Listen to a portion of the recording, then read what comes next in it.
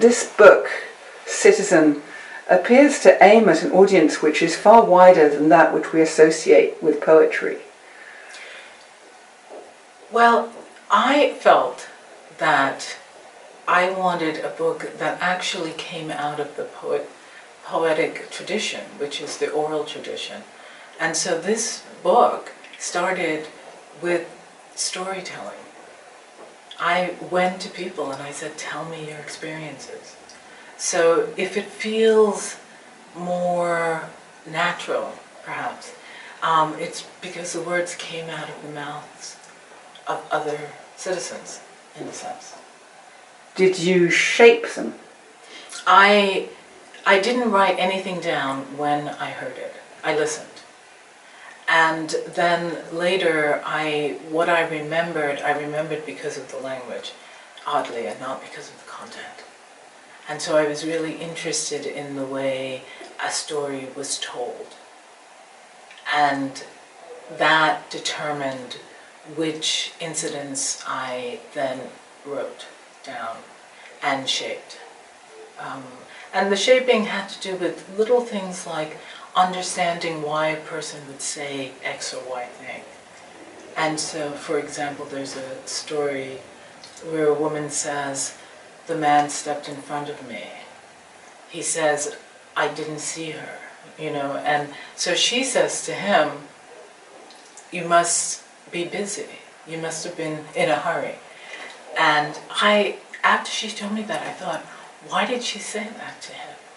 And I thought, oh, she was offering him a way to see her as a human being without not seeing her.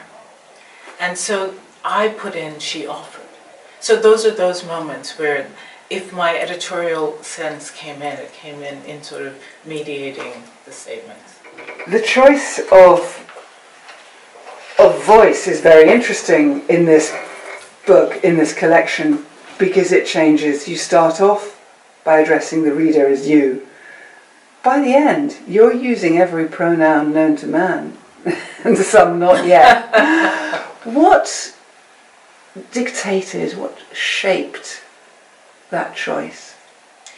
Well, if interactions between people of different races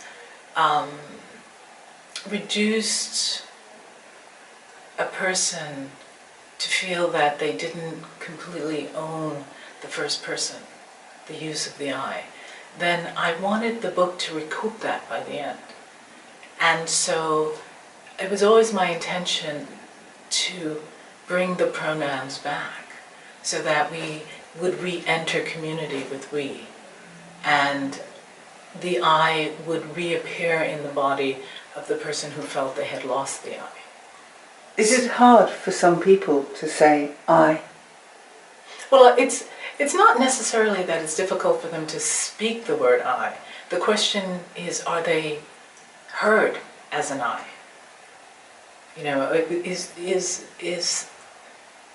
Is their position as someone who owns the subject position being recognized, as opposed to being an object, i.e. the object position, So that it was kind of wanting to pull the personhood back in by reinserting the first person. Now, as a poet, and more specifically a lyric poet is somebody who uses the word I and who announces, listen to me because I am a poet. Can you explain to me what kind of affirmation of your own voice is implied in that title? Poet. For me, poetry is the realm of feeling. And that's why people will say, oh, you're an essayist, you write nonfiction, you do this, you do that, you do that. But no matter what I'm doing, I feel like what I'm interested in, where the stakes are for me, or in the feelings that exist between one human being and another. And that is the realm of poetry. Poetry rushes in to the body feeling in the world. And that's what concerns me. So, you know, as the lyric eye explores the inner life and thinks about affect and language as it resonates up against bodies, that's the party I'm joining.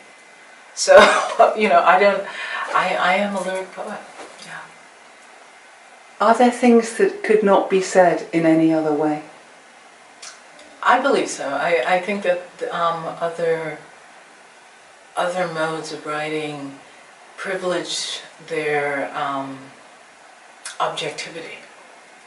And I think that poetry really is interested in the subjectivity of the speaker and the vulnerabilities and the lack of seeing, actually, and the importance of what is felt and what is seen and what is not known. That is important to the poet. I think sometimes, you know, in journalism, it's all about, can we fact check this? You know, you can't fact check the feeling. The role of a poet is something that can be expanded, and it has shrunk in recent years, I feel. But with your work, I feel it's expanding again. I sense that there is the role of a poet, and this is very an amateur definition, it is to be the perceptions of a great number, a great mass of people. You perceive, you see, you listen. Mm-hmm. Of course, that you have to put it into language, that's the second stage, but the right. First stage is that of noticing and observing. Mm-hmm. There's a theorist, Lewis Hyde, who talks about poetry as the last art in the gift economy. And it's because poets perceive and speak to areas without any concern of of making money, of being part of the economy. We can do and say whatever we want. And, you know, and I think that puts us in an interesting position relative to the culture. Because we're not asking for anything back. So I, you know, poets have always, for me, been people who are able to say the unsayable. They move in a realm that is purely about experience and perception. And whether or not you agree with them is irrelevant, actually, at a certain point. It's more about just recognizing the life around you. One of the judges today, Wasan Shere, said that this is a book she gives to people, she leads them to shops to buy it. Another judge chipped in and said she'd done the same thing. There's something about this particular book that several people in that judging room said they felt it was not just life-changing, but it could change the future. It has, it seemed to them much more significant. They were surprised by its significance. Have you ever read a poem which has changed, which you felt changed the future, changed the world?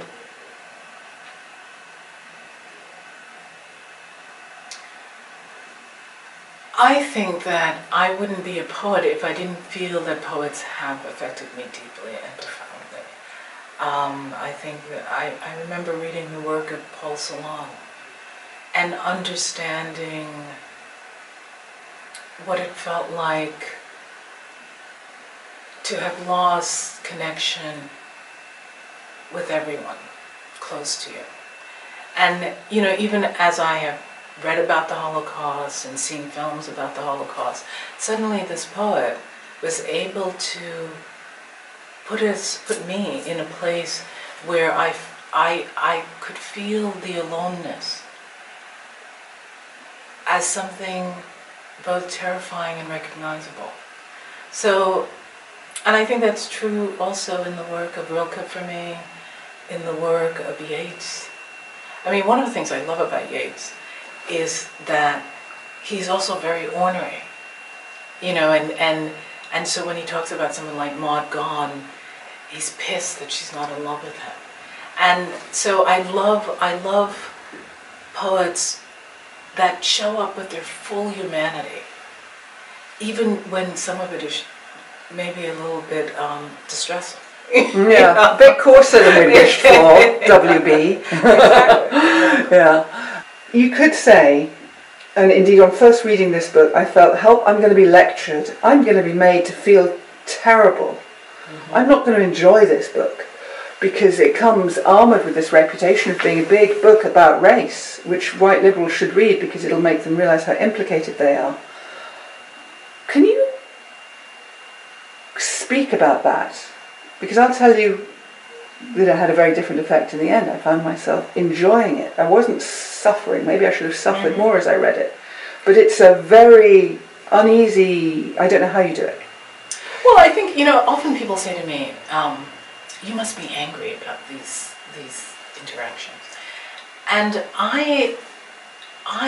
that would assume that I feel outside of the interactions. I think that we, all of us, are subject to institutional racism.